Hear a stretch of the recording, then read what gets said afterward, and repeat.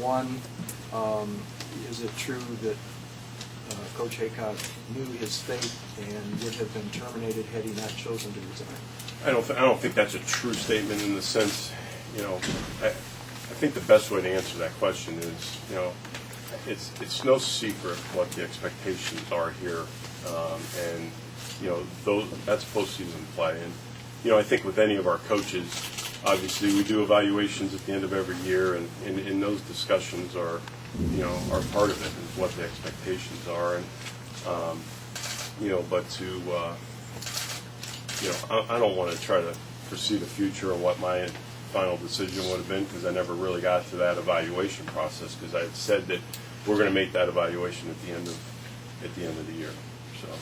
And the second question, is it true that when all this kind of hit the wind, that Coach Tressel made a strong recommendation for a potential replacement, if it happened, and that at least one of those people has already expressed his lack of interest?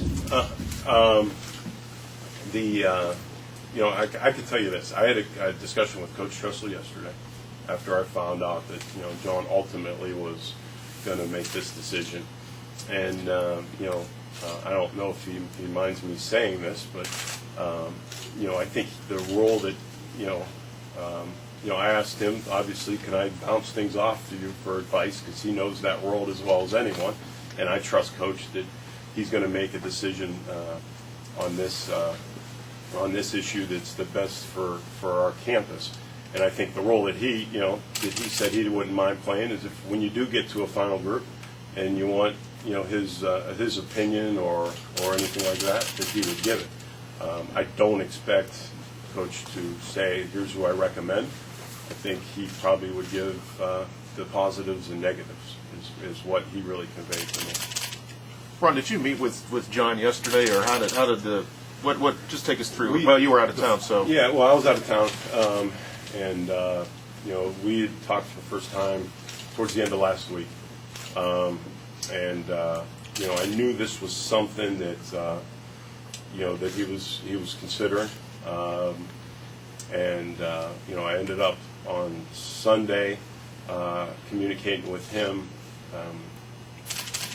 probably an hour or so before he was going to talk to the team and his coaching staff. He has a year left, so how can you enlighten us on what? Yeah, the good part about a person like John Haycock is there's not many people that are more well respected in this profession. I think the people around here have grown to really appreciate John and what he has done here for this program and the kids that have been part of this program. So I guess the good part is I think he's going to be a candidate that's high on a lot of people's lists, and I would be shocked if he doesn't find employment very shortly. What about the assistant coaches? The assistant coaches, which sometimes that gets lost in changes like this.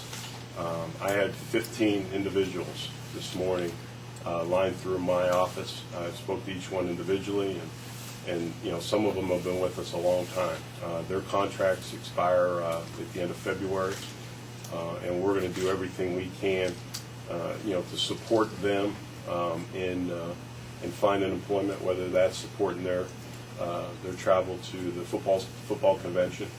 Obviously, they'll have an opportunity to speak to the new head coach, but it's kind of my philosophy that the new head coach is going to be the person that's going to hire those assistant coaches. It's hard for me to hold a head coach accountable if you're telling them who his soldiers are going to be. Where do you go from now? As your search began, will you have a committee set up? Can you take us through that process a little bit?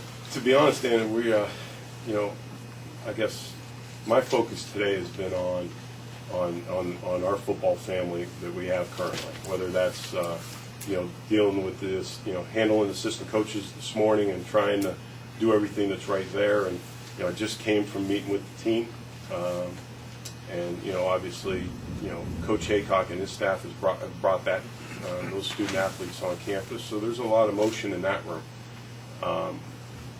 So I haven't really gone to the next step as far as who's going to make up that search committee and what that process is going to be like, but it'll be quick. Ron, you brought up when you were talking, an ultimate goal is playoffs. Right. Since '05, ticket sales have declined. They're now roughly, the income from them is less than half what it was in '05. How does that figure into the process, A, of John ultimately leaving, and B, going forward looking for somebody who can put, for lack of a better description, butts in seats, because that's what brings in money for the program and other sports? Well, I'm not sure. I guess I'm not sure on the figures that that you quoted. I guess just thinking off the top of my head, we obviously had a good year in '05, which means the '06 ticket sales were probably pretty good, and in '06 I believe we went to the national semifinals. So I got to think '07 ticket sales were pretty good. Half of what they were the year before. Well, I'd be interested to see That those. was the budget numbers. Budget and actual sometimes are different, but I'm not going to get into that. I would, if you believe, what Right. numbers I saw today, they seem to be down. All right. And it may be the difference of having 7 home games one year and 6 the next, or 7 to 5. So there's a lot of different variations there. I guess when you go out and hire a coach, the first priority isn't to put butts in the seat, to be quite honest with you. It's, we have 105, 110 student athletes over there, and that's the most important thing, to be quite honest, is what type of experience are those student athletes going to have here, and when they leave here, what type of people are they, and or how are they going to serve our community and in our state and our country. And ultimately too, I'm a believer if you bring in good kids and work really hard, they're going to be quality football players, and if they're quality football players and they're coached right, we're going to win football games, and that's what's going to put butts in the seats. Ron, tell us ideally, what are you looking for in the next football coach? What are the characteristics you're looking for? I think I might have spoke to some of those right there. John brought such a great quality, and it's hard for me to even begin to describe how he's touched the student athletes that have gone through here, and the general public doesn't always see that, but we on the staff, see how he handles things and sees, travels with our football program and see how our kids react, and obviously that's a priority there. I think we're looking for someone with some high energy and someone that can bring Division I experience with kind of a national recruiting background, because I think to compete at the level that we need to compete on, recruiting is going to be really critical. Ron, last time you hired a coach, it was from within, didn't you have a search committee and just stated house? Before that, when you hired Jim Tressel, it sounded like this type of search. So is it almost like you're looking for another Jim Tressel there? Well, gosh, obviously you are, and sometimes, there's going to be a lot of good coaches that are going to be interested in this position, and sometimes, someone could be a good coach, and you can bring them into a good situation, and for some reason things just don't work out, and it's really trying to figure out, is this person a good fit here, and is this situation a good fit for them? Because good coaches still fail, in different situations, and trying to say, hey, this is the right person for this job, and this is the right person for this community, to kind of buy into what they're trying to sell.